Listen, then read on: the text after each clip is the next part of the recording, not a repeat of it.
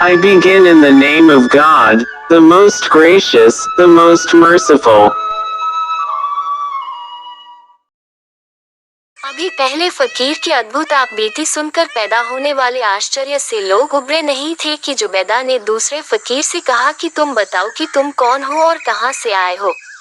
उसने कहा कि आपकी आज्ञानुसार मैं आपको बताऊंगा कि मैं कौन हूँ, कहां से आया हूँ और मेरी आंख कैसे फूटी। मैं एक बड़े राजा का पुत्र था। बाल्यकाल ही से मेरी विद्यार्जन में गहरी रुचि थी। अतएव मेरे पिता ने दूर दूर से प्रख्यात शिक्षक बुलाकर मेरी शिक्षा के लिए रखे। थोड़े ही समय में मैंने न केवल लिखना पढ़ना सीख लिया बल्कि कुरान शरीफ भी कंठस्थ कर लिया। इसके अतिरिक्त नबी के कथनों यानी हदीसों और धर्म और दर्शन शास्त्र की शिक्षा भी प्राप्त कर ली। इसके अतिरिक्त भांति भांति के कला कौशल भी सीख लिए और इतिहास, पहेली और मनोरंजन वार्ता में भी पारंगत हो गया।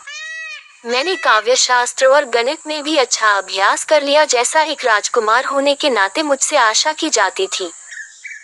इन सब के साथ ही मैंने सुलेखन में भी दक्षता प्राप्त कर ली और अरबी लिपि की सातों लेखन पद्धतियों का मुझे ऐसा अभ्यास हो गया कि मेरे जैसा सुलेखक दूर दूर तक नहीं पाया जाता था। इतने गुणों और कौशलों को प्राप्त करने पर भी मैं अपने दुर्भाग्य के लेख को न मिटा सका और इस दुरवस्था में पहुंच गया जो तुम लोग देख रही हो। हुआ ये कि मेरे विद्यार्जन और कला कौशल में पारंगत होने की ख्याति जब दूर दूर पहुंची तो हिंदुस्तान के बादशाह ने मुझे देखने की इच्छा प्रकट की। उसने मुझे भेंट करने के लिए एक दूत के हाथ बहुत सी बहुमूल्य वस्तुएं भेजी और संदेशा भिजवाया कि मैं जाकर उससे मिलूं। मेरे पिता इस बात से बड़े प्रसन्न हुए क्योंकि एक तो एक महान सम्राट से उनके संबंध बन रहे थे, फिर राजकुमार होने के नाते मुझे देश देश की जानकारी और राजाओं महाराजाओं से मेल जोल बढ़ाना ही चाहिए था।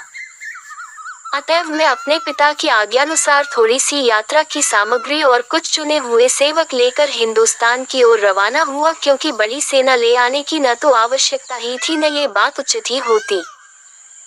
कुछ दिन तक चलने के बाद हम लोगों को 50 के लगभग घुड़सवार डाकुओं ने घेर लिया और सबसे पहले वे 10 घोड़े पकड़ लिए जिन पर मेरे पिता की ओर से हिंदुस्तान के बादशाह को भेंट में दी जाने वाली बहुमूल्य वस्तुएं लदी थीं। मेरे सेवकों ने कुछ देर तक डाकुओं का सामना किया किंतु हार गए। मैंने ये सोचकर कि डाकुओं पर रोक पड़ेगा, उनसे कहा कि मैं हिंदुस्तान के बादशाह का दूत हूँ। उसने घृणा पूर्वक कहा, हमें हिंदुस्तान के बादशाह की क्या परवाह है, हम न तो उसके शासित देश में रहते हैं न उसके नौकर हैं। फिर उन डाकुओं ने हम लोगों पर आक्रमण किया। हम भी कुछ देर तक लड़े लेकिन उनका क्या सामना करते। मेरे कई साथी मारे गए और मैं भी घायल हो गया और मेरा घोड़ा भी। नितांत मैं जान बचाकर अपने घोड़े पर भाग निकला और डाकुओं की पहुंच से दूर हो गया। कुछ दूर तक दौड़ने के बाद मेरा घोड़ा भी थकन और घावों के कारण गिरकर मर गया। मैंने भगवान को धन्यवाद दिया कि माल असबाब जाता रहा लेकिन जान तो बच गई। किंतु मैं नितांत अकेला और द्रव्यहीन था। ये डर भी था कि कहीं डाकुओं ने देख लिया तो बगैर जान से मारे न रहेंगे। इसलिए किसी तरह कपटों की पट्टी फाड़कर अपने घाव बांधे और एक ओर को चल दिया। शाम को एक पहाड़ की गुफा के पास पहुंचा और रात उसी गुफा में बिताई। सुबह को उठा, जंगली फल खाकर भूख मिटाई और चल पड़ा। कई दिन तक इसी तरह भटकता रहा। फिर एक बड़े नगर में पहुंच गया जो बड़ा सुशोभित लग रहा था। वहां एक नदी भी बहती थी जिससे वह प्रदेश हरा भरा और धन धान्य से पूर्ण था। मैं नंगे और बेवायों से फटे पांव, बड़े बालों और दाढ़ी तथा गंदे फटे वस्त्रों के साथ उस नगर में गया कि मालूम करूं ये कौन सा देश है और यहाँ से मेरा देश कितना दूर है। ये सोचकर मैं एक आदमी के पास, जो सरकारी लिपिक था और शहर में आने जाने वालों का हिसाब रखता था, गया। उसने मेरा वृतांत पूछा और मैंने सब कुछ जो मुझ पर बीता था उसे बताया। उसने धैर्यपूर्वक मेरी बातें सुनी किंतु फिर उसने जो कुछ कहा उससे मेरे हृदय में शांति आने की जगह भय भर गया। उसने कहा कि तुमने मुझे अपना पूरा हाल बता दिया है सो तो ठीक है, लेकिन यहाँ के किसी और व्यक्ति को कुछ न बताना क्योंकि यहाँ का बादशाह तुम्हारे पिता का शत्रु है और उसे तुम्हारा पता चला तो तुम्हारे साथ बुरी बीतेगी। मैंने उस बूढ़े लिपिक को बहुत धन्यवाद दिया कि उसने मुझ पर दया दिखाई और मुझे खतरे से चेतावनी दे दी। मैंने उससे वादा किया, अब मैं यहाँ के किसी आदमी को अपनी सच्ची कहानी नहीं बताऊंगा। वह लिपिक ये सुनकर प्रसन्न हुआ। मेरा भूख से बुरा हाल हो रहा था, इसलिए उसने अपने घर से खाना लाकर मुझे खिलाया और वहीं एक कोने में टकर थकावट दूर करने को कहा। मैंने ऐसा ही किया। जब मेरे शरीर में शक्ति और स्फूर्ति आ गई तो मैं फिर उसके पास गया। उसने पूछा कि तुम्हें कोई हुनर ऐसा आता है जिससे तुम अपनी जीविका चला सको। मैंने साहित्य, काव्य कला, व्याकरण, सुलेखन आदि की निपुणता की बात कही तो उसने कहा, ये सब यहाँ बेकार है। यहाँ विद्या की कोई पूछ नहीं। तुम्हें इस विद्या से एक पैसा भी यहाँ नहीं मिलेगा। उसने कहा कि तुम शरीर से तगड़े हो।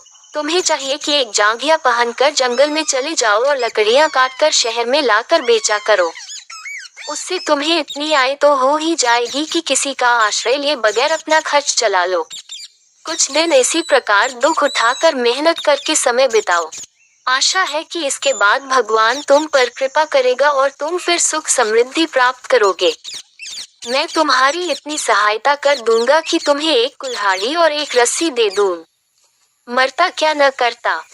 यद्यपि यह कार्य मेरे योग्य किसी प्रकार नहीं था, फिर भी मैंने ये करना स्वीकार कर लिया क्योंकि कोई और रास्ता नहीं था। दूसरे दिन लिपिक ने मुझे एक जांघिया, एक कुल्हाड़ी और एक रस्सा लाकर दे दिया और मेरा परिचय थोड़े से लकड़हारों से करा दिया और कहा कि इस आदमी को भी लकड़ी काटने के लिए साथ ले जाया करो। मैं लकड़हारों के साथ जंगल में जाता और लकड़ियां काटकर उनका गट्ठा बनाकर शहर में ला बेचने लगा। मुझे एक गट्ठे का मूल्य 1 स्वर्ण मुद्रा मिलती थी। यद्यपि जंगल उस शहर से दूर था, तथापि नगर निवासी बड़े आलसी थे और श्रम करने के अभ्यस्त न थे, इसलिए लकड़ी शहर में बहुत महंगी मिलती थी। कुछ ही दिनों में मेरे पास काफी स्वर्ण मुद्राएं हो गई, जिनमें से कुछ अपने उपकारी लिपिक को मैंने दे दी। इसी प्रकार मेरा 1 वर्ष व्यतीत हो गया। एक दिन लकड़ी काटते काटते अपने साधारण स्थान से आगे बढ़ गया। आगे का जंगल मुझे और अच्छा लगा। मैंने एक वृक्ष काटा। जब उसकी डालें और तना काट चुका तो मैंने उसकी जड़ भी काट कर ले जानी चाहिए। कुल्हाड़ी चलाते चलाते मुझे एक लोहे का कड़ा दिखाई दिया और मिट्टी हटाई तो देखा कि कड़ा लोहे के दरवाजे में लगा है। मैंने जोर लगाकर उसे ऊपर उठाया तो नीचे जाती हुई सीढ़ियां दिखाई दी। मैं रस्सा और कुल्हाड़ी सहित नीचे उतर गया। नीचे एक बड़ा मकान था जिसमें ऐसा प्रकाश हो रहा था जैसे वह धरती के ऊपर बना हो। मैं आगे बढ़ता गया तो देखा कि सामने एक बारादरी है जिसके पाए सगे मूसा के बने हुए हैं और खंभे नीचे से ऊपर तक खालिस सोने के बने हैं। बारादरी में एक अत्यंत रूपवती स्त्री बैठी थी। मैंने उसे देखा तो ठगा सा रह गया। मैंने उसके निकट जाकर अभिवादन किया। स्त्री ने मुझसे पूछा, तुम कौन हो, मनुष्य या जिन?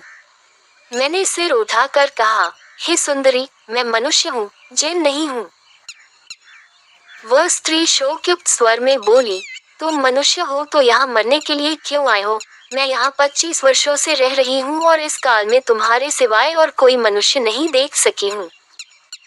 उस स्त्री के अनुपम रूप के साथ ही उसके स्वर की मधुरता का मुझ पर ऐसा प्रभाव पड़ा कि कुछ देर तक मेरे मुंह से कोई बात नहीं निकली।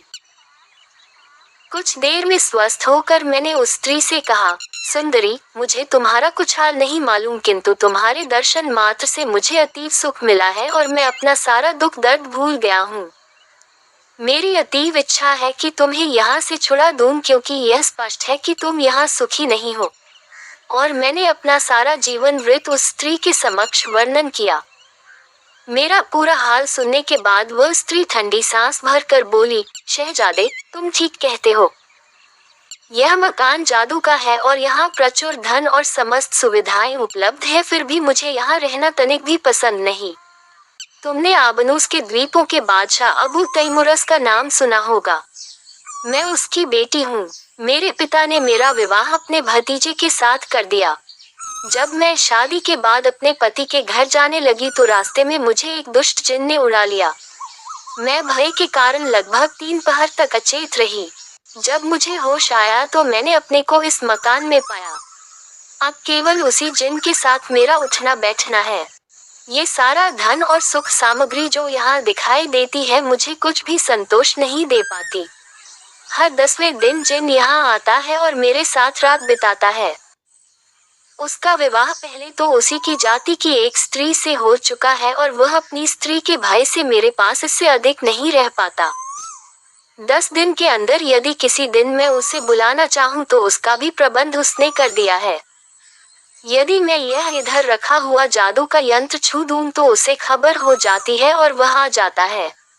स्त्री ने आगे कहा, उस जिन को यहाँ से गए 4 दिन हो गए हैं। वह 6 दिन बाद फिर यहाँ आएगा। यदि तुम्हें यहाँ की सुख सुविधाएं और मेरा साथ पसंद है तो 5 दिनों तक यहाँ आराम से रह सकते हो। मैं तुम्हारा हर प्रकार से आदर सत्कार करूंगी और तुम्हें सुख पहुंचाऊंगी। मैं उसकी बातें सुनकर बड़ा प्रसन्न हुआ। मुझे इसमें क्या आपत्ति हो सकती थी कि ऐसी सुंदरी के साथ रहूं। मैंने बड़ी प्रसन्नता से यह बात स्वीकार कर ली। वह मुझे एक स्नानागार तक ले गई। मैंने अंदर जाकर अच्छी तरह स्नान किया और बाहर निकला। वह मेरे पहनने के लिए जरी के वस्त्र ले आई। मैंने वह शाही पोशाक पहनी तो वह मुझे देखकर मुझ पर और भी कृपालु हो गई। फिर एक सजे हुए दालान में उसने मुझे एक सुनहरे कमख्वाब की मसनद पर बिठाया। फिर वह नाना प्रकार के स्वादिष्ट व्यंजन लाए और हम दोनों ने साथ बैठकर भोजन किया। दिन भर हम लोग इधर उधर की बातें करते रहे। रात के भोजन के बाद उसने अपने साथ मुझे सुलाया। सुबह होने पर उसने और भी स्वादिष्ट व्यंजन बनाए और मेरे विशेष सत्कार के लिए पुरानी शराब की बोतलें ले आई। मैं बहुत सी शराब पीकर मदमस्त हो गया। मैंने उससे कहा, प्रिय, तुम 25 वर्षों से इस मकान में जिसे कब्र कहना चाहिए बंद हो। ये बात ठीक नहीं है। तुम मेरे साथ यहाँ से निकल चलो और बाहर की ताज़ा हवा खाओ। इस दिखावे के ऐश आराम को छोड़ो क्योंकि यह जादू से अधिक कुछ नहीं है। तुम मेरे साथ चलो। वह सुंदरी बोली, ऐसी बातें जिह्वा पर भी न लाना। तुम जिसे सूर्य का प्रकाश कहते हो वह मैं भूल चुकी हूँ। मुझे यही रहने की आदत पड़ गई है, मुझे यही रहने दो। एक दिन छोड़कर जबकि वह जिन यहाँ आता है, तुम बाकी 9 दिन यहाँ आराम से रह सकते हो। मुझे नशा चढ़ गया था। मैंने कहा, तुम उस जिन से इतना क्यों डरती हो? मैं तुम्हारे लिए अपनी जान भी दे सकता हूँ। मैं इस जादू के यंत्र को मैं उसकी जादुई लिखावट की तोड़ फोड़ कर बराबर कर दूंगा। अपने जिन को आने दो। मैं भी तो देखूं उसमें कितनी ताकत है। मैंने निश्चय कर लिया है कि संसार के सारे जिन्नों का अंत कर दूंगा और सबसे पहले इसी जिन को मारूंगा जिसने तुम्हें कैद कर रखा है। वह स्त्री भली भांति जानती थी कि मेरी मूर्खता का क्या फल होगा। उसने मुझे बहुत समझाया, हर तरह रोका। कसमें दी कि यंत्र को छुआ तो हम दोनों मारे जाएंगे क्योंकि उस जिन की शक्ति को मैं जानती हूँ, तुम नहीं जानते। मैं नशे में धुत था इसलिए मैंने उसकी चेतावनी को अनसुना कर दिया और ठोकर मारकर जादू के यंत्र को तोड़ डाला। यकायक ही सारा मकान कांपने लगा और एक महाभयानक शब्द हुआ। सारी रोशनियां बुझ गई और अंधकार छा गया जिसमें रह रहकर बिजली चमकने लगती थी। ये हाल देखकर मेरा नशा हिरन हो गया। मैंने सोचा कि वास्तव में मुझसे भयानक भूल हो गई। मैंने अब उस सुंदरी से पूछा कि क्या करना चाहिए। उसने कहा कि मुझे अपने प्राण जाने का भय नहीं, मैं तो वैसे ही दुखी थी। तुम्हारी जान को जरूर खतरा है और इसी से मैं अत्यंत व्याकुल हूँ। तुमने खुद ही अपनी जान के लिए यह आफत मोल ली। अब यहाँ से तुरंत भागकर जान बचाओ। ये सुनकर मैं ऐसा बेतहाशा भागा कि अपनी कुल्हाड़ी और रस्सा भी वही भूल गया और गिरते पड़ते उस सीढ़ी तक आया जिससे उतरकर उस मकान में गया था। इतने में वह जिन भी अत्यंत क्रोध होकर वहां आ पहुंचा और गरज कर स्त्री से पूछने लगा कि तूने मुझे क्यों बुलाया है। वह डर के मारे पत्ते की तरह कांपने लगी और बोली, मैंने तुम्हें बुलाया नहीं है। मैंने इस बोतल से थोड़ी सी मदिरा पी ली थी। मुझ पर ऐसा नशा चढ़ा कि हाथ पांव काबू में न रहे। नशे की हालत में मैंने इस यंत्र पर पांव रख दिया जिससे ये टूट गया। जिन ये सुनकर और भी कुपित हुआ और बोला, तू झूठी, मक्कार और दुराचारिणी है। इस कुल्हाड़ी और रस्से को यहाँ कौन लाया है? स्त्री बोली, मैंने तो इन्हें अभी अभी देखा है। तुम भागते दौड़ते आए हो, इसीलिए तुम्हारे साथ लगी हुई यह चीजें आ गई होंगी। तुमने अपनी जल्दी में ध्यान न रखा होगा कि तुम्हारे पास कुल्हाड़ी और रस्सा भी है। इस पर जिन का क्रोध और भी बढ़ा। उसने स्त्री को भूमि पर पटक दिया और उसे निर्दयता से पीटने लगा और साथ में गालियां भी देने लगा। स्त्री तड़पने और रोने चिल्लाने लगी। उसका करुण क्रंदन मुझसे नहीं सुना जाता था, लेकिन मैं कुछ कर भी नहीं सकता था। मैंने स्त्री के दिए वस्त्र उतारे और वही फटे पुराने लकड़हारों के वस्त्र पहन लिए जिन्हें पहनकर मैं पिछले दिन आया था। फिर मैं सीढ़ी से चढ़कर ऊपर आ गया। मैं अपने का बराबर कोसता जा रहा था कि मेरी मूर्खता और जिद्दीपन के कारण उसे बेचारी स्त्री पर ऐसा अत्याचार हो रहा है। बाहर आकर मैंने फिर सीढ़ी के मुंह पर लोहे का दरवाजा रखा और उस पर मिट्टी डालकर उस छुपा दिया। फिर मैंने पिछले दिन की जमा की हुई लकड़ियां किसी तरह बांधी और नगर में आकर लकड़ी का गट्ठा बेच दिया। फिर भी मैं बराबर सोच रहा था कि न जाने उस सुंदर स्त्री पर क्या बीत रही होगी। लकड़ी बेचकर जब मैं अपने निवास स्थान पर आया तो लिपिक मुझे देखकर अत्यंत प्रसन्न हुआ। उसने कहा कि तुम कल नहीं आए तो मुझे बड़ी चिंता हो गई थी। मैंने सोचा कि कहीं ऐसा तो नहीं है कि यहाँ के बादशाह को तुम्हारे यहाँ पर रहने की बात मालूम हो गई हो और उसने तुम्हें पकड़वा मंगाया हो। भगवान का लाख लाख धन्यवाद है कि तुम सकुशल वापस गए हो। मैंने उसकी बातों पर उसे हृदय से धन्यवाद दिया, किंतु यह न बताया कि कल मेरे साथ क्या बीती थी। मैं अपने कमरे में चला गया और फिर उसी शोक में निमग्न हो गया कि मैंने अपने दुराग्रह से अपनी उपकारिणी स्त्री को कैसा दुख पहुंचाया, और अगर मैं वह यंत्र न तोड़ डालता तो उस राजकुमारी पर भी दुख न पड़ता और मैं 5 दिन बड़े सुख से रहता। मैं ये सोच ही रहा था कि लिपिक मेरे पास आकर कहने लगा कि एक बूढ़ा एक कुल्हाड़ी और रस्सा लेकर आया है और कहता है कि तुम शायद इन्हें जंगल में भूल आए थे, लेकिन वह इन चीजों को तभी वापस करेगा जब तुम बाहर चलकर उसे इनकी पहचान बताओगे। ये सुनकर मेरा चेहरा पीला पड़ गया और मैं भय के कारण सिर से पांव तक थर थर कांपने लगा। लिपिक ने मुझसे पूछा, ये तुम्हें क्या हो रहा है? मैं अभी उसे उत्तर भी नहीं दे सका था कि कमरे की धरती फट गई और बूढ़ा जिन मेरे बाहर आने की राह न देखकर कुल्हाड़ी और रस्सी लिए वहीं आ गया। उसने मुझसे कहा, तू जानता है मैं कौन हूँ? मैं ऐसा वैसा जिन नहीं हूँ, स्वयं इबलीस शैतान का दौहित्र हूँ। तू जानता है कि इबलीस सारे जिन्नों और दैत्यों का सरताज है। बोल, ये कुल्हाड़ी और यह रस्सा तेरे है या नहीं? मैं उसे देखकर ऐसा भयभीत हुआ कि मेरी वाक शक्ति ही समाप्त सी हो गई और मैं अचेत होकर गिरने लगा। जिन ने मेरे होश में आने की प्रतीक्षा नहीं की। वह मुझे कमर से पकड़ कर ले उड़ा और 2 क्षण में ही मैं इतने ऊंचे पर्वत पर ले जाकर रख दिया जिस पर चढ़ने में महीनों लगते। फिर उसने पहाड़ की चोटी पर पांव पटका। इससे धरती फट गई। जिन मुझे लेकर उस गड्ढे में उतर गया और पलक झपकते ही मुझे उठाए हुए उस मकान में आ गया जहां मैंने राजकुमारी के साथ पिछला दिन बिताया था। ये देखकर मेरे दुख का पारावार न रहा कि राजकुमारी अब भी जमीन पर पड़ी तड़प रही थी और अधमरी सी अवस्था में चीख पुकार कर रही थी। उस जिन ने कहा, देख, ये कुलता तुझ पर मोहित है। स्त्री ने मुझ पर सरसरी निगाह डालकर कहा कि मैं इसे बिल्कुल नहीं जानती, इससे पहले मैंने कभी इसे देखा ही नहीं। जिन बोला, तू झूठी है जो कहती है इसे कभी नहीं देखा, इसी आदमी के कारण तेरी जान जाएगी। स्त्री ने कहा कि तुम किसी न किसी बहाने से इसे मार डालना चाहते हो, इसी से मुझसे झूठ कहलवा रहे हो। जिन ने कहा कि अगर तू वास्तव में इससे अपरिचित है तो तलवार उठा और इसका सिर काट दे। राजकुमारी ने कहा, मुझसे तलवार कहाँ उठेगी, इसका अतिरिक्त ये कैसे हो सकता है कि मैं किसी निर्दोष व्यक्ति के प्राण लूं। जिन ने कहा कि ऐसी हालत में भी तू इसे मारने से इनकार करती है, इसी बात से तेरा पापाचार सिद्ध हो जाता है। फिर जिन ने मुझसे पूछा कि तू इस स्त्री को जानता है या नहीं। मैंने जी में सोचा कि राजकुमारी स्त्री होकर भी इतना साहस दिखा रही है, मैं मर्द होकर यदि इसका भेद खोलूं तो इससे अधिक अशोभनीय क्या होगा। इसलिए मैंने भी कहा कि मैंने इससे पहले इस स्त्री को कभी नहीं देखा है। जिन बोला, अगर तू सच कहता है तो उठा तलवार और काट दे इसका सिर। मैं मन में सोचने लगा कि यह तो अत्यंत अनुचित बात होगी कि उस स्त्री को जो मेरे कारण इस दुख में पड़ी थी अपने हाथ से मारूं। स्त्री ने मुझसे संकेत से कहा कि तुम सोच विचार न करो, मेरी जान बचने ही की नहीं है, तुम अपने हाथ से मुझे मार डालो और इस प्रकार अपनी जान बचाओ, मुझे इसी में संतोष मिलेगा। किंतु मैं ऐसा न कर सका। मैं 2 पग पीछे हट गया और तलवार हाथ से फेंक कर जिन से बोला, तुमने मुझे बिल्कुल काय पुरुष समझ लिया है कि तुम्हारे कहने भर से किसी अपरिचिता को मार डालूं। फिर इस सुंदरी की तो तुमने वैसे ही दुर्दशा कर रखी है, मैं इस पर क्या हाथ उठाऊं? तुम्हें अधिकार है कि जो चाहो वो करो, किंतु इस प्रकार का काम मुझसे न होगा।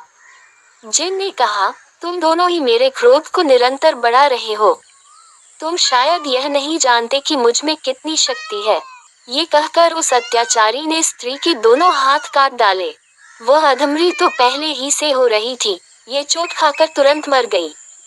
मैं ये देखकर मूर्छित हो गया। कुछ होश आया तो मैंने जिन से कहा, अब तुम मुझे भी मार डालो और अपना क्रोध शांत करो। जिन ने कहा, हम लोगों का नियम है कि जब किसी को व्यभिचार का दोषी पाते हैं तो उसका वध कर देते हैं। तुम पर मुझे व्यभिचार का संदेह भर है, इसलिए तुझे मारूंगा नहीं, किंतु मानव नहीं रहने दूंगा। अब तू कुत्ता, गधा, सूअर या जो भी पशु पक्षी बनना चाहे बता दे, मैं तुझे वही बना दूंगा।